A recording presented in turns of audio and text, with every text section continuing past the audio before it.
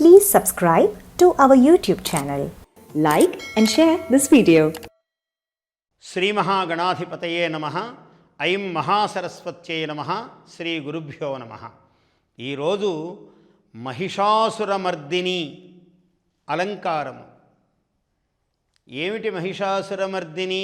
నవమీ స్వరూపము. అష్టమి నవమి చైవ చతుర్దశ్యాం అన్నాడు. అష్టమి నవమి చతుర్దశి ఈ తిథులు విశేషముగా అమ్మవారికి ప్రీతికరములైనవి. ఈ నవమి మహర్నవమి, చాలా గొప్ప తేజస్సు కలిగినటువంటి నవమి. ఈ శరన్నవరాత్రాలలో చాలా గొప్ప తపస్సుకు మూలమైన సమయము ఇది. ఈ శరన్నవరాత్రాలు ఏ మంత్రము చూడండి, ఆశ్వయుజ మాసే అంటాడు. ఆశ్వయుంగు మాసమునందు ఈ సమయము అని చెప్తాడు. ఇది చాలా గొప్ప ఉపాసనా కాలము. ఇవాళ మహిషాసుర మర్దిని, మర్ధి అని ఒత్తుతుంటారు అందరూ. అక్కడ అలా శబ్దము మహిషాసుర మర్దిని, మర్దయతి అంతే శబ్దము. అంత నాజూకుగా సంహరించింది ఆమె. ఇలా వాడి గొంతు మీద కాలు పెట్టి ఇలా అన్నదట ఒక్కసారి. ఆమెకు పెద్ద సమయం పట్టలేదు. చాలా అది కూడా చాలా సొగసుగా సంహరించినది ఆమె. నారీమణి కదా, ఆ సొగసు పోలేదు. మళ్ళీ సంహార కళ అయినా కూడా అది కూడా కళ. అంత అందంగా సంహరించింది అమ్మవారు. ఏమిటయ్యా అంటే, వాడు అనేక అకృత్యాలు చేశాడు. ఏమన్నాడు? కాచిత్ కళ హిమాచల కృతాలయ. హిమాచలములో ఒక ఆమె ఉన్నదండి. అబ్బా ఏమి సొగసుగా ఉన్నదండి ఆమె. భాసయంతి హిమాచలం, హిమాలయం అన్నాడు. ఆమె కొంచెము లేత నలుపుగా ఉన్నదట రంగు ఆమె. అలా ఉండి ఆ కొంచెపు నల్లని కాంతితో తెల్లని హిమాలయమును నల్లగా మార్చేసిందట ఆమె శరీర కాంతితో. భాసయంతి హిమాలయం అన్నాడు. చాలా అందంగా వర్ణించాడు సప్తశతిలో ఆమె స్వరూపమును. అలా ఆమె ఉంటే వీడు పంపించాడు. అందరూ రాక్షసులు అదే పని చేశారు. శుంభ నిశుంభులు, శుంభుణ్ణి కానీ నిశుంభుణ్ణి కానీ మీరు చేసుకుంటే, అమ్మా మీకు నువ్వు ఇంత గొప్ప సౌందర్యవతివి, మా రాజు వంటి రాజు మీకు దొరుకుతాడా? ఈ ఇద్దరిలో ఎవరినైనా చేసుకోవచ్చు అన్నాడు వెళ్ళినవాడు. ఓహో అలాగా అన్నాడు.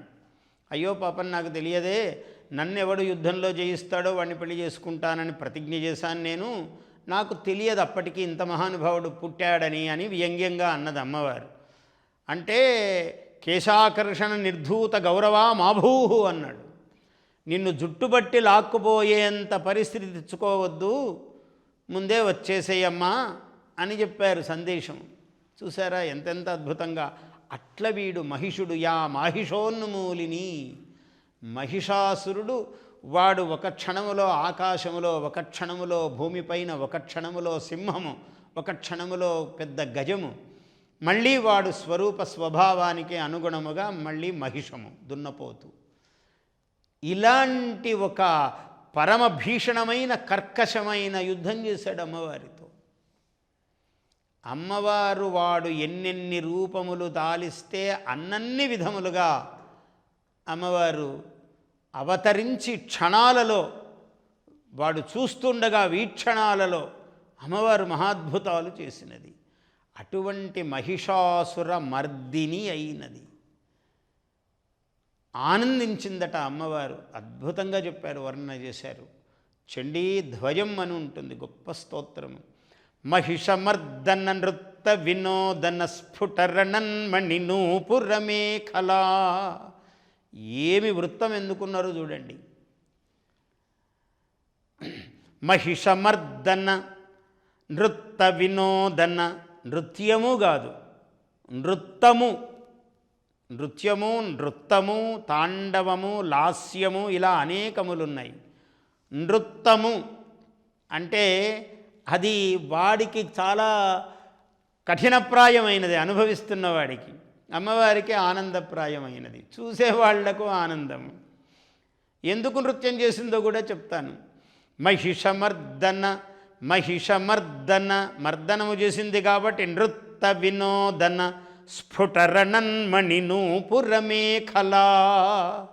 ఆ మణి ఆమె కాలి అందెలకు ఉన్నటువంటి మణులు రణన్మణి నూపురమేఖల. ఆ రణన్మణి నూపురములు మేఖలములు నృత్యం చేస్తుంటే ఆమె వడ్డాణమునకు ఉన్నటువంటి మణులు, కాళ్లకు అందెలకు ఉన్నటువంటి మణులు శబ్దిస్తున్నాయట మనోహరముగా. మహిషమర్దన నృత్త వినోదన స్ఫుటరణన్ మణినూపురమేఖలా. ఇంకా ఏమిటి? అమ్మవారు ఎలా ఉన్నది?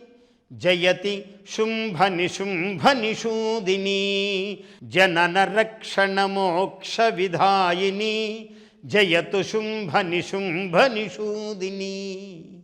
ఆ శుంభ నిశుంభ నిషూదిని అయినటువంటి మహిష మర్దన అయినటువంటి తల్లి నృత్యం చేస్తోంది ఆనందముతో. ఎందుకు చేస్తోందయ్యా? మొట్టమొదటే చెప్పాడు. శ్రీమాతా శ్రీ మహారాజ్ఞి శ్రీమత్సింహాసనేశ్వరి చిదగ్నికుండ సంభూత దేవకార్య సముద్యత. ఆమె దేవకార్యము కోసము ఉద్భవించిందమ్మవారు. ఏమిటి దేవకార్యము?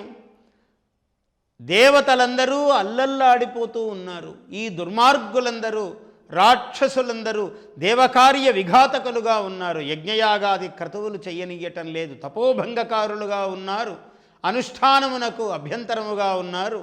ఇలా పీడిస్తూ ఉన్నారు కదా. దేవకార్యములకు విఘ్నములుగా ఉన్నారు. అటువంటి దేవకార్యము కోసమే ఆమె ఉద్భవించినది, ఆమె రూపము దాల్చినది. ఆ దేవకార్యము నిర్వర్తించినాను కదా అని మహిషమర్దన నృత్త వినోదిని ఆమె. ఆ మహిషుణ్ణి, చండముండులను, శుంభనిశుంభులను సంహరించిన తర్వాత ఆమె నృత్యానందముతో ఉన్నది. ఎందుకు ఈ నృత్యము ఆనందము అంటే దేవకార్యము నెరవేర్చున్నాను అని. అందువల్ల ఆనందముగా పరమానంద స్వరూపిణిగా ఉన్నది. అటువంటి మహిష అసుర మర్దిని. మానవులలో కూడా మహిషుడు అంటే మొరటుదనం ఒకటి ఉంటుంది గుణములో. ఈ మహిషుడు ఎక్కడో బయట ఉండడు. నేనేం మహిషుడిలాగా ఉన్నానండి, నాకేమన్నా కొమ్ములు ఉన్నాయా, నేను చాలా అందంగా ఉన్నానని అనుకోవచ్చు ఒక్కొక్కడు. కానీ నీవు ఉండటాన్ని బట్టి కాదు, నీ లోపలి స్వభావ రూపము ఏమిటో అది. అంటే మహిషము ఎలా అయితే ముందు వెనుకలు చూడకుండా ఇలా వెళ్ళి తగులుతుందో, నువ్వెంత కారు శబ్దం చేసినా పక్కకు వెళ్ళదో, రహదారికి అడ్డంగా నిలబడుతుంది. అలాగే దేవకార్యములకు అడ్డముగా నిలబడము. ఎవరో మంచి పని చేస్తూ ఉంటారు, నీ నోటికి తోచిన అపశబ్దాలు పలుకుతావు, ఎవరినో నిందిస్తావు, అబే వాడు ఇట్లా అండి అట్లా అండి అంటావు. ఏ దైవ కార్యములకో శుభకార్యములకో అడ్డుపడుతూ ఉంటావు. నీ బుద్ధి చేత, మాట చేత, నీ పని చేత, త్రికరణముల చేత నువ్వు అడ్డుపడుతూ ఉంటావు. నీ మహిష స్వరూపం అదే. యథార్థ జ్ఞానము లేకుండా ఉంటుంది నీకు. సత్యమేదో కనపడదు, అసత్యమే భాసిల్లుతూ ఉంటుంది. ఆ అసత్యమునే ప్రచారం చేస్తూ ఉంటావు. ఇది మహిష లక్షణం. మహిషమునకు సత్యము కనిపించకపోవటము, అహంకారపూర్ణముగా మదపూర్ణముగా ఉండడం.